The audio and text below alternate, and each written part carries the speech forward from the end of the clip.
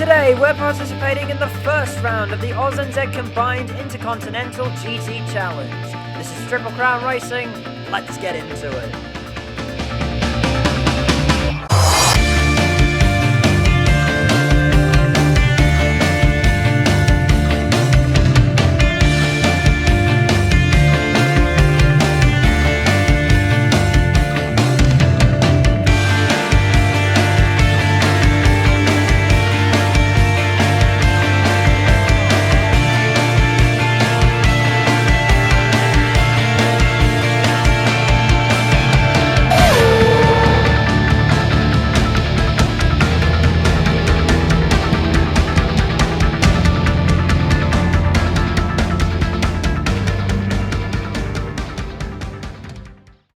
Hello everybody and welcome to the first installment of a brand new series of league racing. This is another championship in Aus-NZ Combined. Of course, this will be my third season of racing with them. We started off with the Ferrari F355 Challenge, which I am still yet to finish, but I promise I will get that done in the near future. I just wanted to make a start on this. We then went to IndyCar, and now we are here with the Intercontinental GT Challenge. We'll be participating in some of the world's most iconic endurance races, such as the Bathurst 12-hour, the Spa 24 hours, the Laguna Seca 10 hours, I believe it is, I can't quite remember, as well as a few more as well. And of course, we are starting off here at the Bathurst 12-hour. Now, this is actually an endurance racing series, and it's a team's championship, so there won't be an individual driver's championship. So, me and my teammate will be fielding the number 86 Michael Shank Racing Acura, which throughout the course of the series was actually dubbed the Black Widow. And my teammate it's the first time I've ever had a teammate for anything that has his own theme song. My teammate is Speed Racer 4247, and together we'll be racing this Michael Shank Acura and seeing how well we can do in the championship. So with that being said, we've decided to skip over practice for this one, and we've just gotten straight into qualifying. Now, we struggle a bit in qualifying because you'll see at the end of this lap I actually end up invalidating it, the lap that I'm on, and we'd continue that trend throughout qualifying, which means that we didn't actually have the best session at all. However, you'll see that in a moment's time. So what else needs to be said about this series? Well, it has an interesting way of changing drivers. I won't go into that because it would take... I don't really have the best words to explain it, actually. If you really want me to explain how this works, I could probably make a video on it if you really wanted to, but just so you know, there are two different sessions. So I am, of course, doing the first session, and my teammate will be doing the second session. As you can see, we've validated all that. So we'll be starting from the back of the grid. Shad's qualified on pole, followed by Highlander, Whopper, Dark Racing 40, Lockie 5, Simmer Racing, Woody Lizard, Taipan Samurai, Right Soa, Masuzo, and myself. So I am the AM driver on the lineup for the 86 car, which means I'll be handing over to my pro driver, Speed Racer.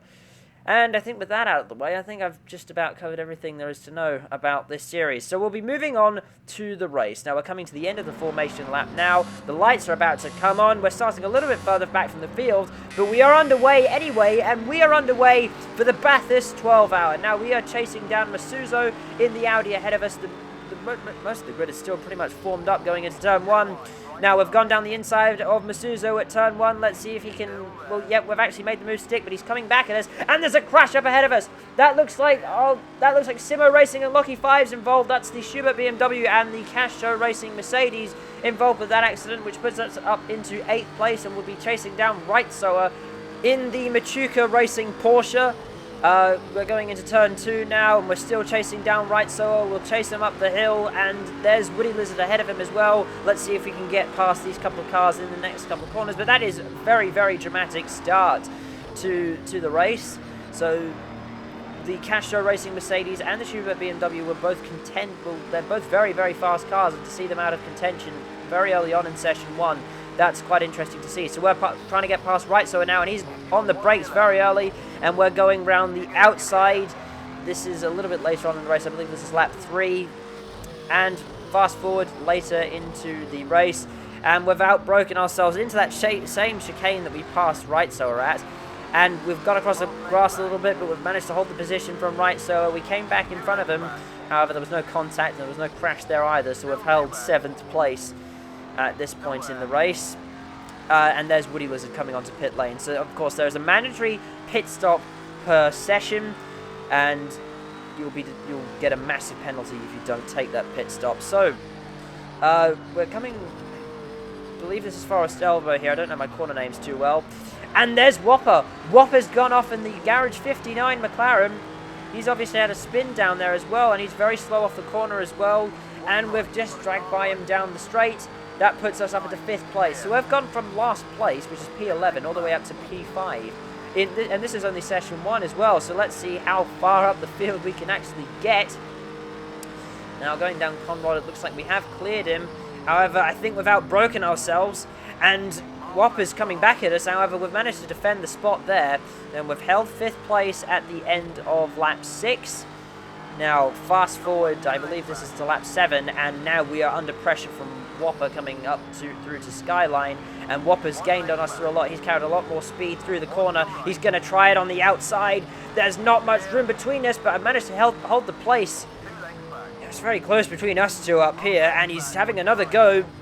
This will probably be the battle that you'll be seeing for the next few minutes. It's very close for the battle between 5th and 6th, which is me versus Whopper. And he's looking very, very racy behind us. I'm just trying to drive conservatively so I can hand the car over to Speed Racer and we can have a good race. So I'm not taking too many risks in this first session. However, some people are taking more risks than others. And Whopper, he's trying to make a move. He's trying to get past us in the near future. Now, fast forward to lap 8, and we're under pressure from Whopper again. Looks like he's going to try the same move. He's got a better run on us through those couple of corners, and he's going to the outside once again, and we've held the place once again as well. I don't think the move around there is going to work too well. Oh, and it looks like he's going to try and move down the inside. Oh, it's very close between us two. He almost gets alongside us, but we've managed to hold the place. We're holding 4th place, so we've actually moved up a spot as well. I think someone came into the pit lane in front of us, but we're holding 4th spot from Whopper, and somebody's gone off. That's Lockie again. It's a difficult first session for Lockie. However, because of the time compression system, he'll be able to start a little closer to the cars ahead of him. And now we're under pressure for Whopper again. He's taking advantage of the slipstream going down Conrod. Let's see how slippery that McLaren is in the slipstream of our Acura. Let's see if he'll make a move into these next couple of corners. We're on the brakes. Let's see if we can hold this spot, but it doesn't look like we can. We're too late on the brakes, and Whopper has gone through. And it looks like he'll hold that spot for the near future. And look, as you can see, we've gone off again, and we're having to cut across the grass, and it looks like Rightso is going to take advantage of that as well. He's gone back through in the Machuca Porsche, so we've lost a couple of places, and we're down into 6th. Now, fast forward to lap 10, I believe this is, and we're chasing down Rightsoer once again. Rightsoer's, he's gone a bit deep into the corner. He's running off onto the grass. We run a little bit onto the grass as well, but we've managed to keep the car in a straight line. Rightsoer slow off the final chicane. Let's see if we can make a move on him into the last corner. We're seeing if we can be the last of the late breakers. Rightsoer's a bit wide. We try to go down the inside, but we've lost the car, and Rightsoer's better traction has meant that he can hold the spot for the time being. But we're still, our Acura seems to be a bit quicker than Rightsoer at the moment, so we'll try and get past him in the near future. We'll chase him down, and hopefully we can make a move. We are showing that we are on the pace with him right now, if not a little bit quicker than him at the moment. Now fast forward a little bit later into the lap, and as you can see, we've caught up to the back of Rightsoer coming into Forest Elbow. We have a look to the inside, but we're not going to try and make it. And I think at this point, Rightsoer has actually acknowledged the fact that I am quicker than him on track at the present time, and that it's pointless trying to hold me up, because that might actually cause an accident. And it is a long race, so he's on the brakes and he's letting us go through up into 5th place.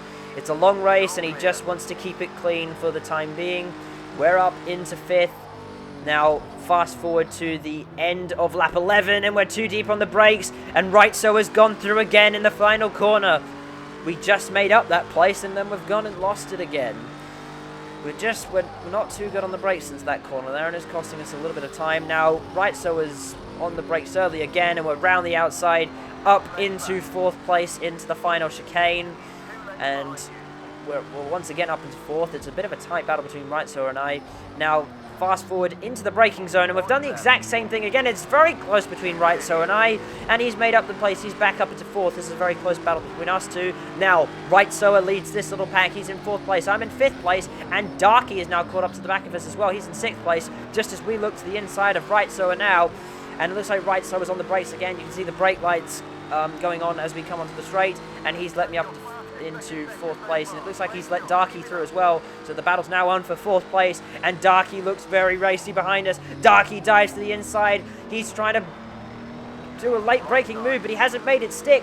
We've done the switchback and we're alongside him, and we're neck and neck at the moment. Let's see if we can hold this spot into turn 1. Right, Darky's going to try and hold it around the outside, but we've held it on the inside, and it looks like we're covering off the racing line, and we're up into 4th place again. But Dark Racing, sorry, he's going to try and make another move on us. He's trying to take advantage of the slipstream. That Audi is very, very slippery, and it looks like he's going to try an ambitious move into turn 2. He's in the slipstream. He's about to pull to the inside, and will he be later on the brakes? We try to cover off the inside. We're a little bit wide, but Darky's gone through, and there's a little bit of contact, but neither of us have crashed, and Darky's gone up into 4th place. He's muscled us through the corner. He's just given us a little bit of a hip check, but I'd say that was a relatively clean move overall. Congratulations to Zaki on making a very, very good move. Now we're on to pit road on lap 23. Now I will be taking fuel on this pit stop, but it took a bit longer than expected, and that probably wasn't the ideal strategy move. What most people were doing in this race were just coming into the pit lane, not making any changes at all, not changing tyres, not adding fuel or anything, but we were just playing it safe, and unfortunately that has cost us, and we've come out of the pit lane in 7th place.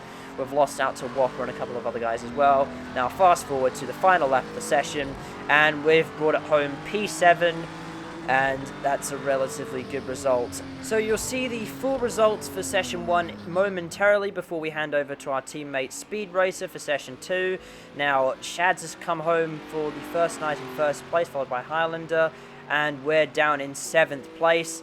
And we'll see the full results in a second, and I'm sorry, but I couldn't resist.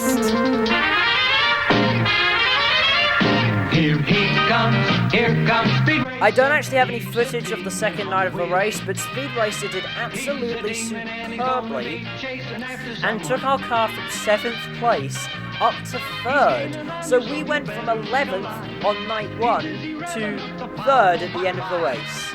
That is an absolutely astounding achievement, and it's fantastic to be on the podium for the first race of the season. Shads took out the victory, and, well, the championship is the exact same as the current results at the moment. So that was a very, very good first round, and it has shown that Speed Racer and I are contenders in this championship. And on that note, I think it's time to end. Thank you very, very much for watching my perspective of the Aus-NZ Combined Bathurst 12 Hours. I hope you've enjoyed. Like, subscribe, and I'll see you next time. Goodbye.